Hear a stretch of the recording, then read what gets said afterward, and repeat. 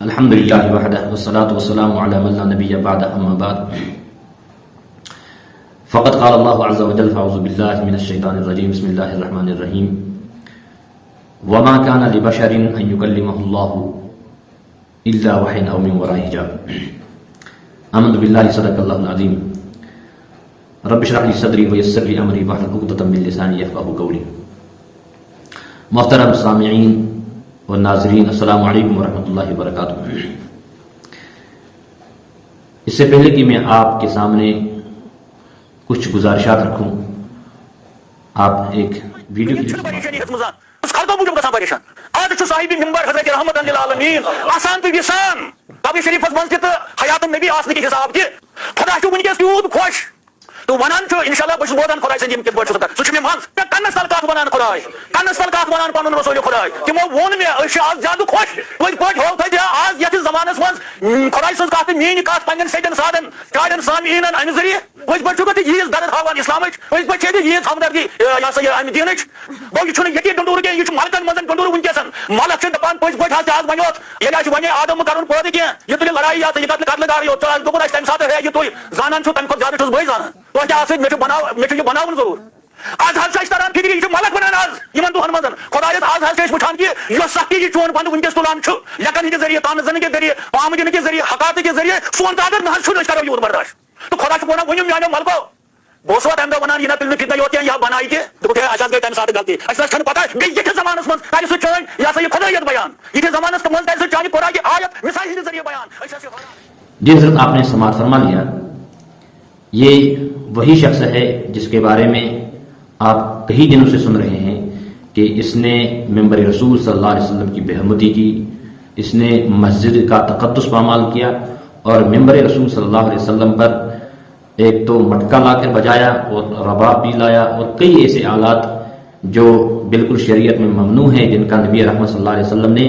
فرمایا ہے کہ میں ان تمام چیزوں کو مٹانے کے لیے آیا ہوں، لیکن یہ بدقسمتی کی وجہ سے کہ ایسا شخص پیدا ہو گیا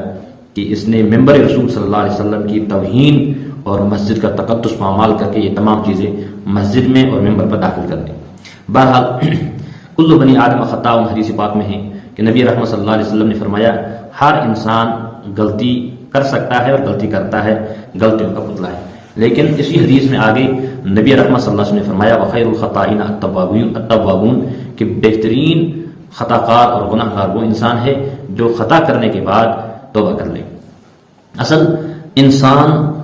اور انسان کے اندر جو اللہ نے مادیت رکھی ہے وہ گناہ کا مادہ برقرار رکھا ہے۔ معصوم اگر ہم دیکھیں، معصوم صرف انبیاء علیہ السلام کی ذات ہے، باقی دنیا کے اندر انبیاء کے بغیر کوئی معصوم نہیں ہے۔ ہاں صرف صحابہ کرام رضوان اللہ تعالی علیہم اجمعین کی ذات محفوظ ہے، باقی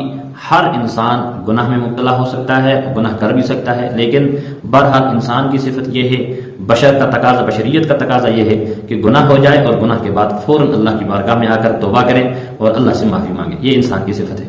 اور دوسرا، جو انسان گناہ کرے اور گناہ کر کے گناہ پر ڈٹا رہے، یہ انسان کی صفت قطعاً نہیں ہو سکتی ہے، بلکہ یہ ایمان والی انسان کا مزاج ہو ہی نہیں سکتا ہے۔ ایسا انسان، اس کو بشکل تو انسان ہے لیکن ایسے کو شیطان ہی کہا جا سکتا ہے کہ جو غلطی کرنے کے بعد غلطی پر ڈٹا رہے، مصر رہے اور غلطی کو بار بار کرتا رہے۔ بہرحال جو آپ نے یہ دیکھا ویڈیو کلپ جس کی آپ نے سنی اور اس کی باتیں جو آپ نے سنی، یہ اس میں عجیب بات کہہ رہا ہے کہ میں نے اللہ سے کلام کیا یا اللہ نے مجھ سے کلام کیا، اور نبی رحمت صلی اللہ علیہ وسلم نے بھی مجھ سے کلام فرمایا کہ وہ بہت خوش ہیں اور وہ یہ مجھے خوشخبری دے رہے ہیں، یہ بتا رہے ہیں کہ آپ نے بہت زیادہ برداشت کیا، آپ سے بڑا بندہ کوئی نہیں ہے کہ آپ نے دنیا کے اندر اس پرفتن دور میں بھی قرآن کو اور حدیث کی حفاظت کو آگے پہنچایا اور حدیث کے مفہوم اور قرآن کے مفہوم کو صحیح پہنچایا۔ بہرحال میں ایک بات عرض کرتا چلوں کہ ایک جھوٹ کو سچ ثابت کرنے کے لیے انسان کو ہزاروں جھوٹ بولنے پڑتے ہیں، اللہ حفاظت کرے۔ اس لیے نبی رحمت صلی اللہ علیہ وسلم نے فرمایا الصدق ینجی والکذب یہلک کہ انسان کو سچائی نجات دلاتی ہے اور جھوٹ انسان کو ہلاک کر دیتا ہے۔ ایک جھوٹ تو اس نے کہہ دیا کہ میوزک حلال ہے، حالانکہ نہ حدیث میں ہے نہ قرآن میں ہے، قرآن میں اس کی حرمت ہے، حدیث میں نبی رحمت صلی اللہ علیہ وسلم نے خود فرمایا کہ ایک آخری دور میں ایسے بندے آئیں گے کہ جو میوزک کو حلال قرار دیں گے، تو بہرحال لیکن اب اس جھوٹ کو اس نے سچ قرار دینا تھا. اس نے ایک روایت بھی من گڑت روایت پتہ نہیں کہاں سے وہ لائی تھی، وہ بیان کی تھی کہ حضرت عائشہ صدیقہ کے حجرے میں نبی رحمت صلی اللہ علیہ وسلم کی موجودگی میں ایک باندی آئی اور اس نے ڈول وغیرہ میوزک وغیرہ بجایا اور نبی پاک صلی اللہ علیہ وسلم موجود تھے تو انہوں نے کوئی انکار نہیں کیا. جو انہوں نے یہ فرمایا ہے کہ میں اللہ سے کلام کر رہا تھا اور اللہ نے مجھے کان میں یہ باتیں بولی اور اللہ بہت خوش ہیں، اور یہ تمام اس وقت جو یہاں ماحول برپا ہوا ہے اس کی بدبختی اور اس کی بدزبانی کی وجہ سے اور اس کی غلط حرکت کی وجہ سے، یہ تمام چیزیں وہ اس کے کہنے کے مطابق کہ اللہ نے فرمایا کہ یہ فرشتوں میں بھی یہ ہلچل مچ رہی ہے. اور بہرحال جو آپ نے اس کا کلام سن لیا، لیکن کیا یہ انسان ہے یا انسانیت سے دور ہے؟ اگر یہ انسان ہے پھر تو یہ ایسا ہو سکتا ہے کہ جو قرآن پاک کی آیت میں آپ کے سامنے تلاوت فرمائی سورہ شورى کے اندر اللہ تبارک و تعالیٰ فرماتے ہیں وما كان لبشر ان يكلمه الله الا وحيا او من وراء حجاب، کہ کسی انسان کے بس میں نہیں ہے کہ وہ اللہ سے بات کرے، اللہ سے کلام کرے، الا وحیا، مگر وحی کے ذریعے سے اللہ سے کلام ہو سکتا ہے، یا وحی کے بغیر او من وراء حجاب یعنی پردے میں اللہ سے کلام ہو سکتا ہے. اور ان دونوں باتوں کا تعلق انبیاء علیہ الصلوۃ سے ہے، کیونکہ وحی کے ذریعے سے ہر نبی نے اللہ تبارک و تعالیٰ کے ساتھ بالواسطہ بات کی ہے وحی کے ذریعے سے، اور او من وراء حجاب یعنی بلا واسطہ اللہ تبارک و تعالیٰ سے کلام چند انبیاء نے بھی کیا ہے، جن میں حضرت آدم علیہ السلام کا تذکرہ ہے، حضرت موسیٰ علیہ السلام کا تذکرہ ہے، اور بذات خود نبی رحمت صلی اللہ علیہ وسلم جو معراج تشریف لے گئے نبی رحمت صلی اللہ علیہ وسلم کا بھی تذکرہ ہے. لیکن اب معاملہ یہ ہے کہ اللہ تبارک تعالیٰ نے فرمایا وما كان لبشر ان يكلمه الله، کسی انسان کے بس میں نہیں ہے کہ وہ اللہ سے بات کر سکے. اور یہاں سے یہ بشکل انسان دعویٰ کر رہا ہے کہ اللہ نے مجھ سے بات کی. اب تو دو باتیں ہو سکتی ہیں، یا تو یہ بدبخت نبوت کا دعویٰ کر رہا ہے، اور ایسا عنقریب اگر اللہ ہدایت دے، ہم تو یہی دعا کریں کہ اللہ انہیں ہدایت دے اور اس پور فتن جو فتنے میں پھنسے ہوئے ہیں اس سے نکال دے اور راہ راست پر لائے. لیکن بہرحال اگر ان کی مزاج میں کچھ اور ہی ہو تو اللہ حفاظت کرے، یہ ابتدا کر چکا ہے، اب کہیں خدا نخواستہ یہ نبوت کا دعویٰ بھی نہ کر دے. جو انہوں نے باتیں بتائی ہیں، یا تو جو انہوں نے کہا کہ اللہ نے مجھ سے کلام کیا، اللہ نے مجھ سے بات کی، اس آیت کے اعتبار سے یا تو یہ نبی ہو سکتے ہیں، اور نبی رحمت صلی اللہ علیہ وسلم کے بعد کوئی نبی نہیں آئے گا جو نبوت کا دعویٰ کرے گا، چاہے وہ کوئی بھی ہو، وہ جھوٹا کذاب لعنتی ہے غلام احمد قادیانی کی طرف. تو آپ یہ خود اپنا فیصلہ کریں، کیا اس آیت کے اعتبار سے میں کہیں نبوت کا دعویٰ تو نہیں کر چکا ہوں، یا کہیں اس آیت کے اعتبار سے میں نے اپنے آپ کو بشریت کے پٹری سے نکال تو نہیں دیا ہے. بہرحال اللہ حفاظت فرمائے. کبھی ایسا بھی ہوتا ہے کہ انسان اپنے آپ کو بڑا بنانے کے لیے علم ہونے کے باوجود انسان ایسے کام کرتا ہے کہ جو اللہ اور اللہ کے رسول صلی اللہ علیہ وسلم کے بالکل منافی ہیں، اور اللہ اور اللہ کے رسول صلی اللہ علیہ وسلم کا بالکل انکار ہو جاتا ہے. ایک دوسری آیت میں سورہ جاسیہ میں اللہ تبارک تعالیٰ فرماتے ہیں افرأیت من اتخذ الہہ ہواہ واضلہ اللہ علی علم وختم علی سمعہ وقلبہ وجعل علی بصرہ غشاوہ فمن یہدیہ من بعد اللہ افلا تذکرون. افرأیت من اتخذ الہہ ہواہ، کیا آپ نے نہیں دیکھا کہ وہ شخص جو اپنے خواہش نفس کو معبود بنا لیا ہے، جس نے اپنے خواہشات کو معبود بنا رکھا ہے، اور وَأَضَلَّهُ اللَّهُ عَلَىٰ عِلْمٍ، اللہ تبارک و تعالیٰ نے اس کو علم کے وجہ سے یعنی علم کے ہوتے ہوئے علم کے بلبوتے پر گمراہ کر دیا ہے. پھر آگے ہے وَخَتَمَ عَلَىٰ سَمْعِهِ وَقَلْبِهِ، اس کے دل پر، اس کے آنکھوں پر اور اس کے کانوں پر اللہ نے مہر لگا دی ہے، آنکھوں پر پردہ ڈال دیا ہے وغیرہ وغیرہ. اللہ کے بغیر اس کو کوئی ہدایت دینے والا. لیکن اس میں ایک جملہ ہے وَأَضَلَّهُ اللَّهُ عَلَىٰ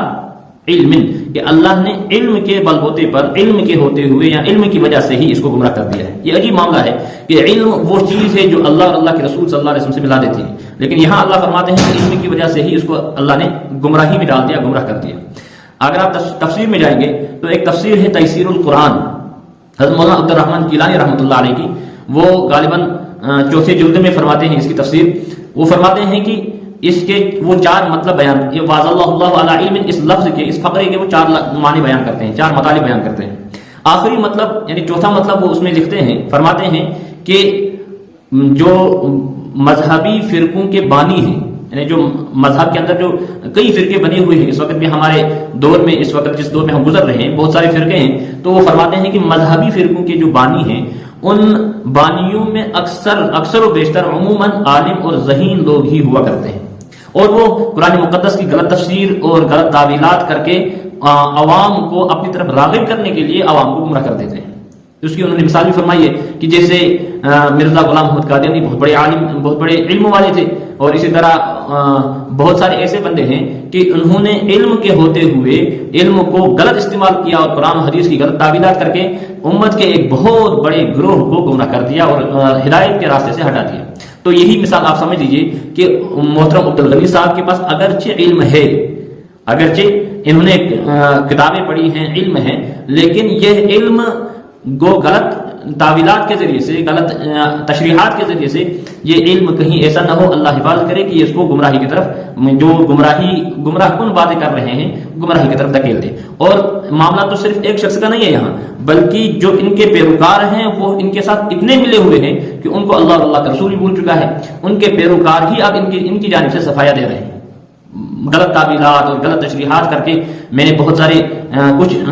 ویڈیو کلپس بھی دیکھیں، ان کے جو پیروکار ہیں ان کی ویڈیو کلپس بھی دیکھیں کہ عجیب تشریحات کر رہے ہیں۔ تو لہذا خاص کر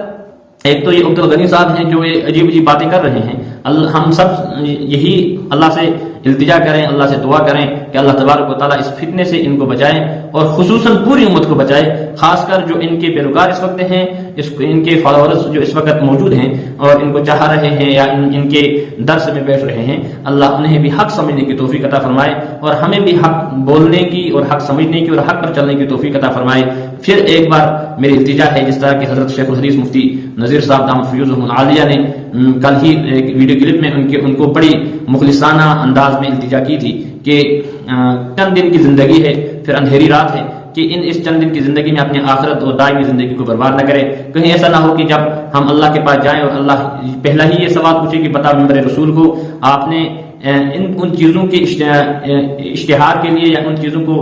فروغ دینے کے لیے کیوں استعمال کیا جن کو اللہ نے بھی منع کیا تھا یا جن کو نبی رحمت صلی اللہ علیہ وسلم نے بھی جن سے منع کیا تھا۔ اللہ ہماری حفاظت فرمائے اور پوری امت کی حفاظت فرمائے۔ وآخر دعوانا الحمدللہ رب العالمین۔ السلام علیکم۔